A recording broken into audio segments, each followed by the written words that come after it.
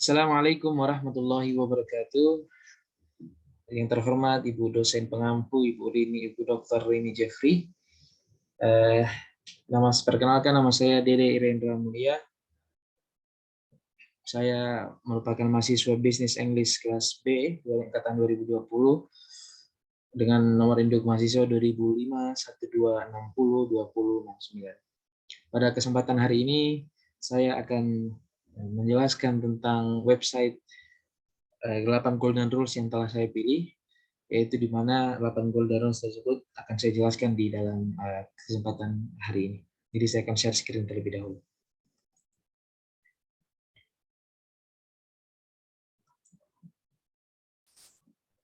Baik.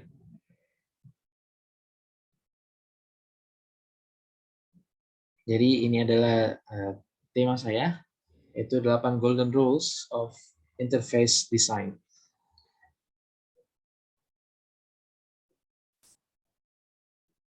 Nama website saya yaitu yenirosia.blogspot.com.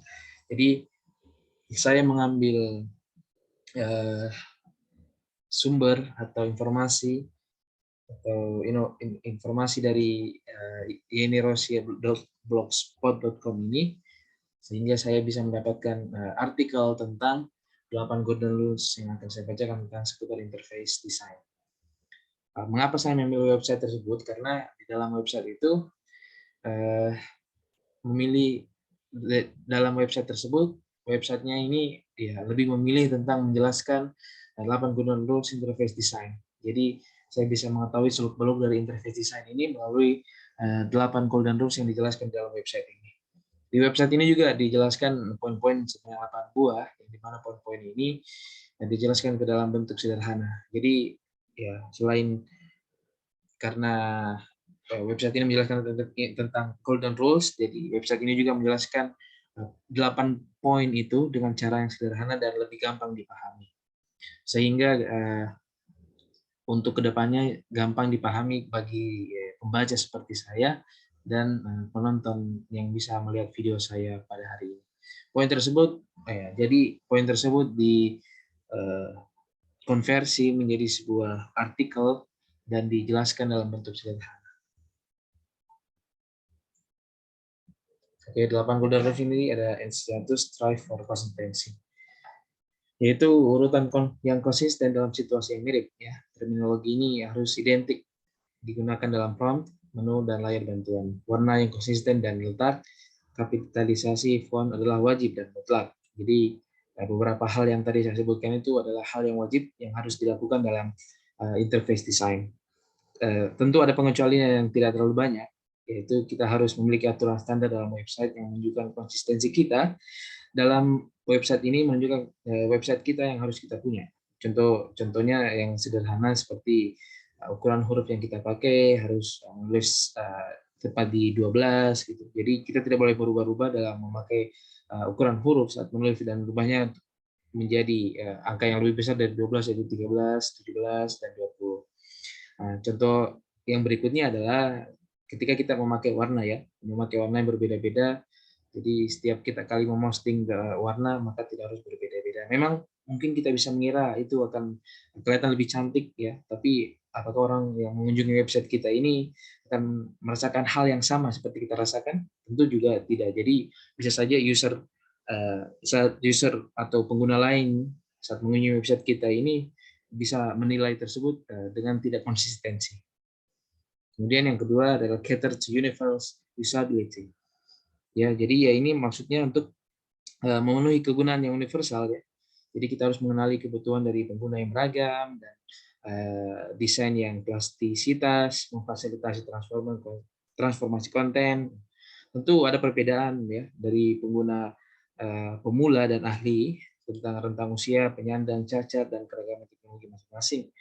Memperkaya spektrum persyaratan yang menjadi panduan perencanaan, serta menambahkan fitur untuk pengguna pemula, karena pemula masih sangat belum bisa menguasai desain. Jadi di sini fiturnya ditambahkan untuk pengguna pemula, jadi mereka bisa lebih mudah lagi untuk mencari.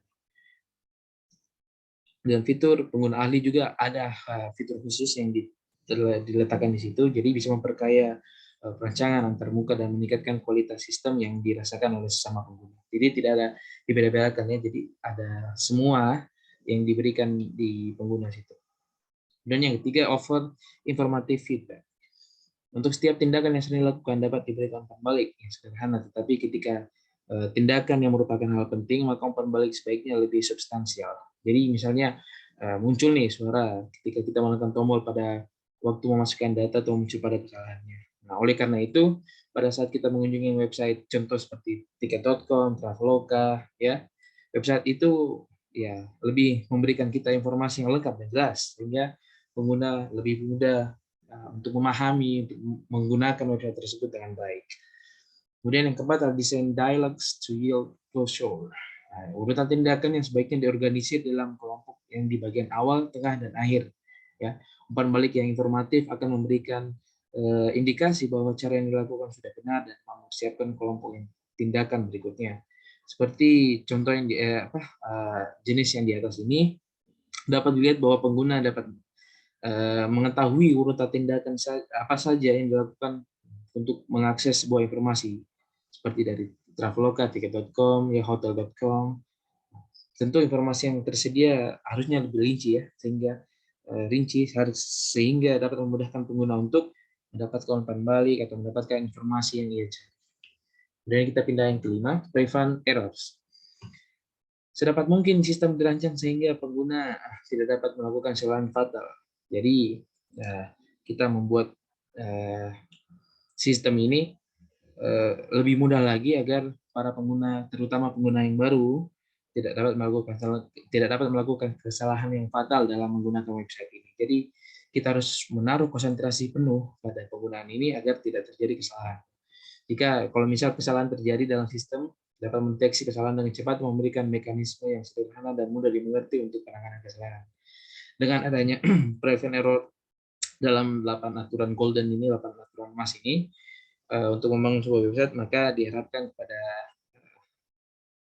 pengguna-pengguna website bisa memberikan kemudahan ketika pengguna sedang mengalami kesalahan. Kemudian yang keenam yaitu permit easy reversal of actions, di mana ini dapat mengurangi kegelisahan penggunaan karena mengetahui kesalahan yang dilakukan dapat dibatalkan, sehingga pengguna tidak takut dalam mengeksplorasi pilihan-pilihan lain yang belum bisa digunakan. Website seperti ini menyediakan fitur yaitu seperti untuk pilihan back, sehingga pengguna website dapat mengakses website tersebut dan mendapatkan informasi yang diinginkan tanpa ada rasanya khawatir akan melakukan kesalahan. Kemudian yang ketujuh, support internal locus of control. Pengguna yang berpengalaman ingin menjadi pengontrol antarmuka dan antarmuka merespon mereka. Mereka tidak ingin dikejutkan dengan perubahan yang tiba-tiba, dan mereka tentu merasa terganggu dengan urutan pemasukan data yang membosankan, kesulitan mendapatkan informasi yang diinginkan, dan tidak kemampuan mereka untuk menghasilkan hasil yang mereka harapkan. Kemudian yang kedelapan, yang terakhir, reduce short-term memory load. Ya, jadi bagaimana cara kita membuat website kita itu sederhana. Jadi ya tampak sederhana tapi bukan murahan banget gitu. Jadi kita tahu bahwa manusia itu kan memiliki memori yang terbatas. Oleh karena itu kita harus mengusahakan agar website kita ini dapat memberikan informasi, namun tetap tidak mudah, tetap mempertahankan website ini agar dapat dimengerti oleh orang lain dan dapat dimanfaatkan.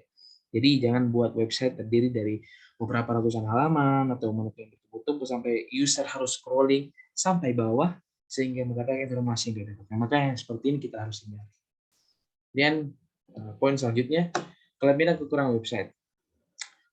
Kelebihan dari website ini adalah ia menjelaskan poin-poin, 8 poin secara sederhana. Jadi gampang dimengerti oleh halayak umum. Sehingga kekurangan dari website ini yaitu masih kurang rinci. Mereka menjelaskan website ini dalam sederhana, namun masih kurang rinci lagi. Masih kurang banyak contoh yang mereka berikan dalam website ini, sehingga kita bisa belum membayangkan poin-poin ke-8 tadi itu seperti apa ke depannya. Jadi itulah kelebihan dan kekurangan website ini. Semoga bisa diperbaiki di kesempatan berikutnya ya. Oke, jadi demikianlah tadi hasil penjelasan dari website saya tentang 8 golden rules of enterprise design. Saya memohon maaf jika terdapat kesalahan dan kekurangan dalam penjelasan saya dalam menjelaskan website ini. Saya pure menjelaskan website ini dengan apa yang telah saya baca, sehingga saya membuat kesimpulan, maka saya membuat video penjelasan seperti ini. Terima kasih kepada Ibu dosen Dr. Rini Jeffrey yang telah memberikan kesempatan kepada saya, dan insya Allah kita akan bertemu di kesempatan kedua. Terima kasih semuanya. Assalamualaikum warahmatullahi wabarakatuh.